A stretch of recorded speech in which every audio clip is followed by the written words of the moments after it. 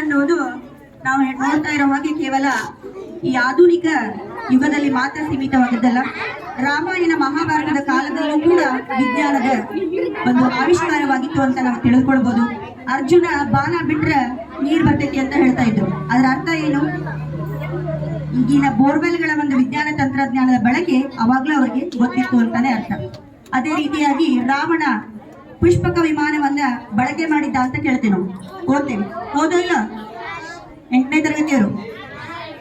ಆ ಪುಷ್ಪಕ ವಿಮಾನ ಅಂದ್ರೆ ಅವಾಗಿನ ಕಾಲದಲ್ಲೂ ಕೂಡ ವಿಮಾನವನ್ನು ಅವರು ಬಳಸ್ತಾ ಇದ್ದಾರೆ ಅನ್ನೋದನ್ನ ನಾವು ತಿಳಿದುಕೊಳ್ಬಹುದು.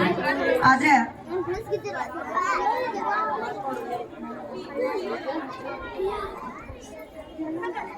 ನೋಡ್ರಿ, ಭೂಮಿಯ ಅಂತರಾಳಕ್ಕೆ ಹೋದಾಗೆ 32 ಡಿಗ್ರಿ ಸೆಲ್ಸಿಯಸ್ ಪ್ರತಿ ಕಿಲೋಮೀಟರ್ಗೆ 32 ಡಿಗ್ರಿ ಸೆಲ್ಸಿಯಸ್ನಷ್ಟು ಉಷ್ಣಾಂಶ ಹೆಚ್ಚಾಗ್ತಾ ಹೋಗ್ತದೆ. ಹಾಗಾಗಿ ಆ ಭೂಮಿಯ ಪದರುಗಳಲ್ಲಿ, ಕೊನೆಯ ಪದರುಗಳಲ್ಲಿ ಕೇಂದ್ರ ಗೋಳದಲ್ಲಿರುವಂತಹ ಕಲ್ಲಿನ ವಸ್ತುಗಳಿರ್ಬೋದು, ಮಣ್ಣು ಇರ್ಬೋದು, ಇವೆಲ್ಲವೂ ಕರಗಿ ಏನಾಗ್ತದಂದ್ರೆ ಮ್ಯಾಗ್ಮಾ ಅಂತ ಕರಿತೀವಿ ನಾವು, ಅಂದ್ರೆ ದ್ರಾವಣ ರೂಪದಲ್ಲಿ ಇರ್ತದ. ಆ ಉಷ್ಣಾಂಶ ಹೆಚ್ಚಿದ್ದಾಗ ಅಲ್ಲಿ ಅದು ಬೆಂಕಿಗಳ ಮೂಲಕ ಜ್ವಾಲಾಮುಖಿಯ ರೂಪದಲ್ಲಿ ಕಿಟ್ಟ ಇರ್ಬೋದು, ಬೆಂಕಿಯ ಉಂಡೆ ಇರ್ಬೋದು, ಈ ರೀತಿಯಾಗಿ ಅಂತರಾಳದಿಂದ ಹೊರಗಡೆ ಬರುವುದಕ್ಕೆ ನಾವು ಏನಂತ ಕರಿತೇವೆ ಅಂದ್ರೆ ಜ್ವಾಲಾಮುಖಿ ಅಂತ ಹೇಳಿ ಕರಿತಾ ಇದ್ದೇವೆ. ನೋಡ್ರಿ ಯಾವ ರೀತಿ ಅದು, ಸ್ವಲ್ಪ ಈ ಸರಿ